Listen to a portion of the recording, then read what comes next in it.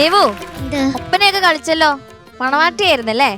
മണവാട്ടിയല്ലായിരുന്നു, മണവാട്ടിയുടെ ഒരു ഫ്രണ്ട് എന്നൊക്കെ പറയാം. മണവാട്ടിയുടെ ഒരു ഫ്രണ്ട് എന്നൊക്കെ പറയാം. എന്തായാലും കൊള്ളാം. ഓക്കെ, ചോദിച്ചു നോക്കാം. ഷാനിക്ക എന്തോ എപ്പോഴും അങ്ങനെയാ വിളിക്കാ ദേവു. കുഴപ്പമില്ലാതെ പാടി മോളെ. കുറച്ചുകൂടെ ഗുമ്മാവാമായിരുന്നു എന്നൊരു അല്ലേ? ഇത്തവണ വീണ്ടും സെലക്ഷൻ നമ്മളെ ഒന്ന് കുടിക്കുകയോ എന്നൊരു സംശയം. കാരണം അഫ്സൽക്ക പാടിയ പോർഷൻ ഉണ്ടല്ലോ,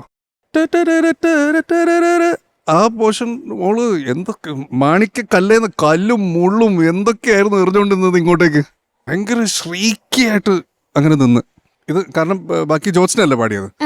ജോത്സ്ന എങ്ങനെയാണ് പാടി വെച്ചതെന്നുള്ളത് നമുക്കറിയാലോ. ഞാൻ പറയുന്നത് അതുപോലെ റിപ്രൊഡ്യൂസ് ചെയ്യാനല്ല, പക്ഷെ കുറച്ചുകൂടെ ഒരു ഗുമ്മാവാം. ഇത് പിച്ച് കുറച്ചിട്ടോ ടെമ്പോ കുറച്ചിട്ടോ ഒന്നും ഇല്ലല്ലോ. ശ്രുതി ജി എന്നത് എഫിലോട്ട് മാറ്റിയായിരുന്നു. ഒരു സ്കെയിൽ കുറച്ചു. മാണിക്കക്കല്ലൊക്കെ അല്ല, ഞാൻ അതാണ് അത് കമ്മിങ് ടു ദാറ്റ്. വേറെ ഒരു സോങ് എടുക്കായിരുന്നു എന്നൊരു തോന്നൽ കേട്ടാ. പിന്നെ കുറച്ച് കോറസ് ഗംഭീരായിരുന്നു കേട്ടോ.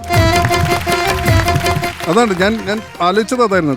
കാരണം ദേവനെ ബാക്ക് ചെയ്യാൻ വേണ്ടി ഫ്രണ്ട്സൊക്കെ ആ ഒരു എനർജി അങ്ങോട്ടേക്ക് പാസ് ചെയ്തുകൊണ്ടിരിക്കുകയാണ്.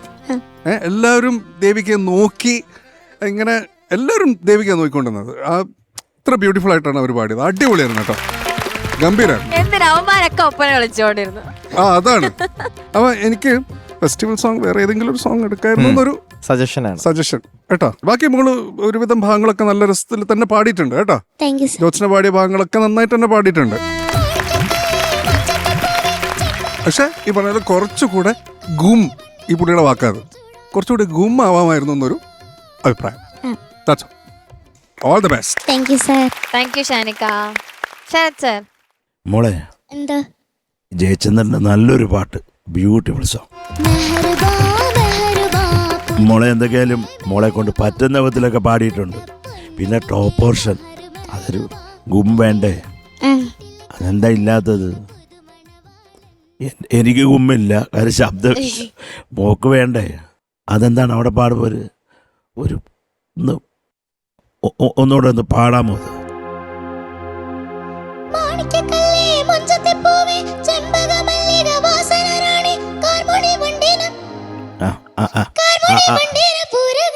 പല്ലവി പാടുമ്പോൾ ഉള്ള സന്തോഷം ഇത് പാടുമ്പോഴും വേണ്ടേ? മോണെന്തിനാ കരയുന്നത്? ചിരിച്ചോണ്ട് പാട്. ചിരിക്കു വച്ചേ ശബ്ദം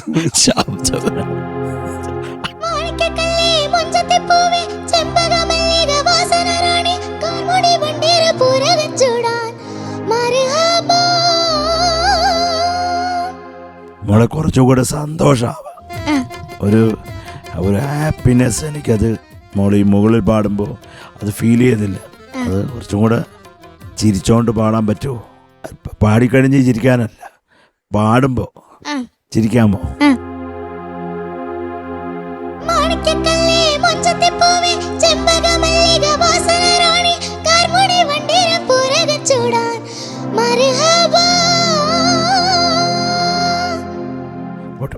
ഗുഡ് മോളെ, good.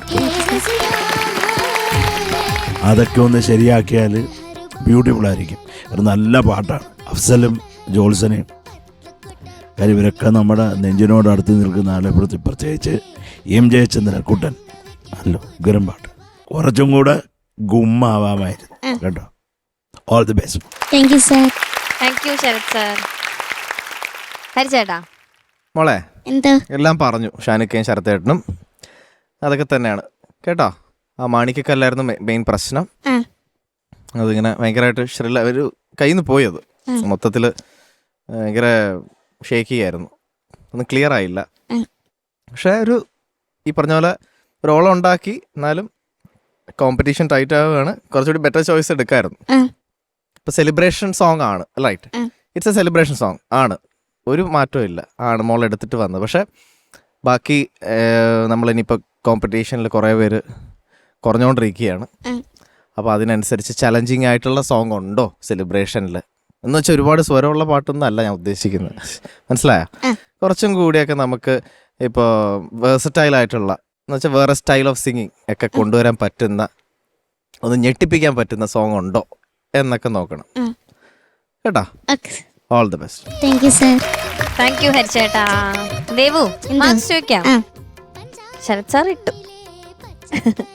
ഹരിച്ചേട്ടാ performance okay, song selection could be better. 8. Thank you sir. Thank you ഹരിച്ചേട്ടാ. ഷാനിക്ക ദേവിക എന്തോ 8. Thank you sir. Thank you Shanikka. Total 16 marks. Okay okay, all the best. Thank U.